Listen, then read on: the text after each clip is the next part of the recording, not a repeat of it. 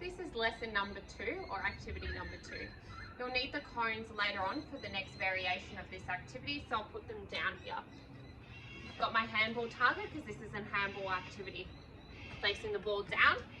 Some handball targets will come in its bag like this, and maybe some won't. So we will show you how it is if it's inside a bag. Otherwise it'll be pretty much fully set up. You'll just need to put the pins in. Be careful because it is a pop-up handball target, so it comes quite big. You just don't want to kind of knock yourself out as they are a pop-up. Literally pops up just like that. So I'm setting this up at the end of the backyard.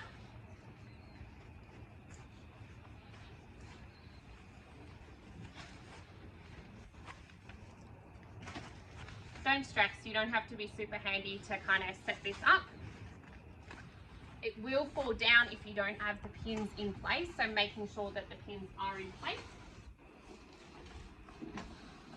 Pins and rods are inside the bag. They will always be in a bag when they come for you. Do one at a time. So it's literally like those little magic wands you would get as a child. I would suggest having someone to kind of hold it for you, making sure that you are able to put it in its place. Now, as you can see, it's kind of like a little sleeve. You place it in.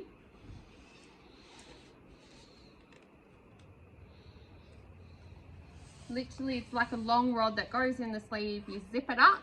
There's no more to it on that end.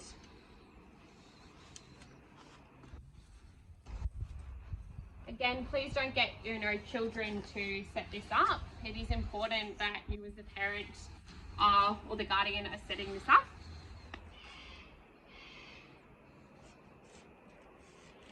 I'm able to do this kind of with one person, but we strongly suggest that you do have a second person to hold on to the handball target. Making sure it fits nicely into the groove.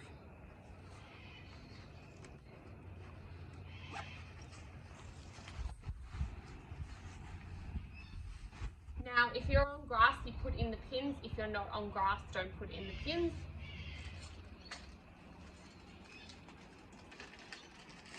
Kind of like pitching a tent.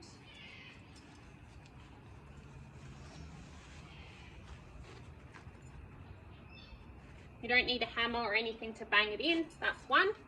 Please make sure you're not placing it into the fabric. That'll just rip the fabric.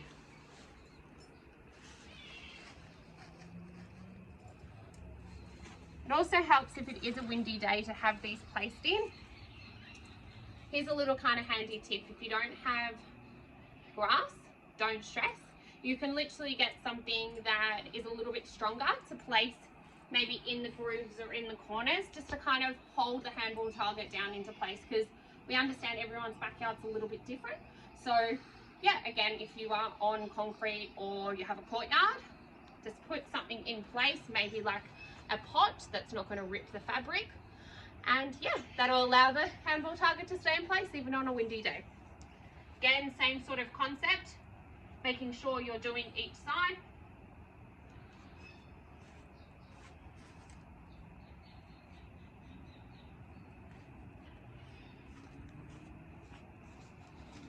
There's your handball target set up. As you can see, if you look to the front, the handball target, it's pretty sturdy. It's in place. Yes, it is designed to move, but the bottom of the base is pretty strong. This is activity number 2. So once your handball target is in place, you need your marker and your ball. Please make sure that the marker is about 1 meter's distance from the handball target. If you're super skillful, you can move it back. If you're really struggling, don't stress, move the marker forward. Yeah, play around with it. And that's how you would set up for this activity.